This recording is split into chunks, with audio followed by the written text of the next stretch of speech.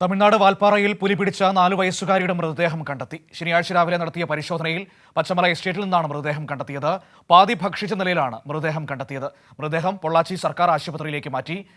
ഇന്നലെ വൈകിട്ടാണ് ജാർഖണ്ഡ് സ്വദേശി മനോജ് കുന്തയുടെ മകൾ റോഷ്നിയെ പുലി പിടിച്ചുകൊണ്ടുപോയത്.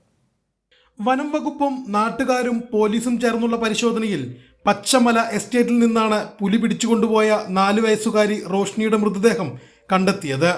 പാതി ഭക്ഷിച്ച നിലയിലാണ് മൃതദേഹം. ശനിയാഴ്ച രാവിലെ 11 മണിയോടെയാണ് മൃതദേഹം കണ്ടെത്തിയത്. രാവിലെ തന്നെ വനം വകുപ്പും പോലീസും മേഖലയിൽ പരിശോധന ഊർജിതമാക്കിയിരുന്നു. ഡ്രോൺ ഉപയോഗിച്ചുള്ള പരിശോധനകളും നടന്നിരുന്നു. അണ്ണാമലൈ ടൈഗർ റിസർവ് വനവും പച്ചമല എസ്റ്റേറ്റും കേന്ദ്രീകരിച്ചാണ് പരിശോധനകൾ നടന്നിരുന്നത്. വെള്ളിയാഴ്ച വൈകിട്ട് 4:30യോടെയാണ് വീട്ടുമുറ്റത്ത് കളിച്ചുകൊണ്ടിരിക്കുകയായിരുന്ന റോഷ്നിയെ പുലി പിടിച്ചത്.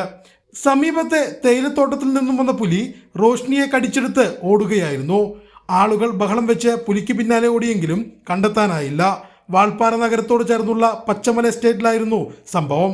കനത്ത മഴയും വെളിച്ചക്കുറവും വന്യമൃഗശല്യവും കാരണം വെള്ളിയാഴ്ച രാത്രി വൈകിയുള്ള തിരച്ചിൽ നടന്നിരുന്നില്ല.